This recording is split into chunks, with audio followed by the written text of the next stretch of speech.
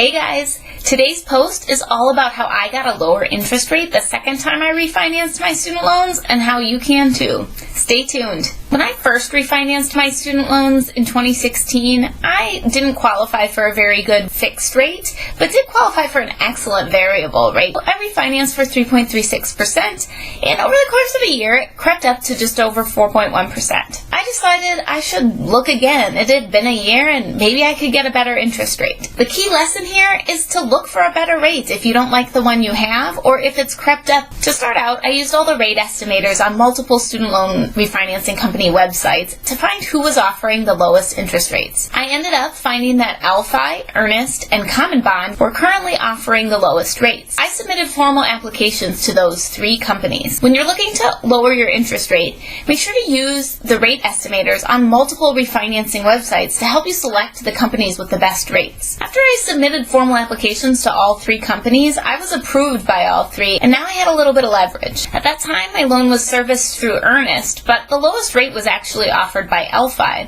And when I had been collecting my documents for my formal applications, Earnest asked me to contact them if I received a lower rate from someone else. So I did.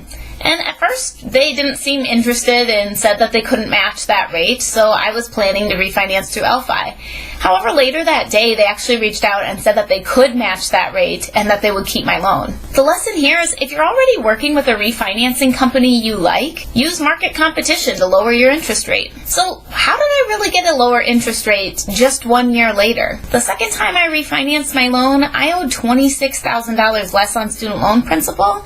I had also paid down more of my car loan, and I had a slightly higher full-time salary. All of this means my debt-to-income ratio had improved significantly. Over time, your debt-to-income ratio will get better as you continue to pay down your debt and as you increase your income. By the second time I had refinanced, my assets had grown too. My employer-sponsored 401k performed well, and I had continued to contribute and get my employer match. That meant that account had grown by $20,000. I had also focused on savings in 2017, and so my savings account had a few $1,000s more in it too. The key here is to grow your assets. Making consistent contributions to investment accounts and savings accounts can increase your assets by tens of thousands of dollars, which makes you look much safer to a refinancing company.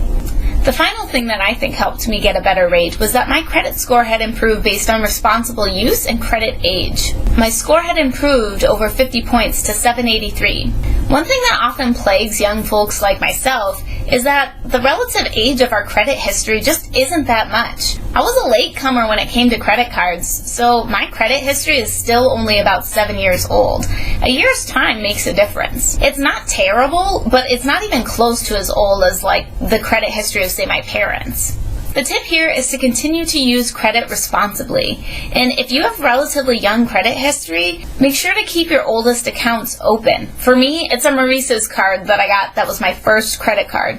I keep that thing open no matter what. What did you guys think? Were the tips in today's video helpful? Have you refinanced your student loans a second time? Are you thinking about refinancing for the first time? Let me know in the comments below. If you like this channel, please subscribe. We'll see you next week.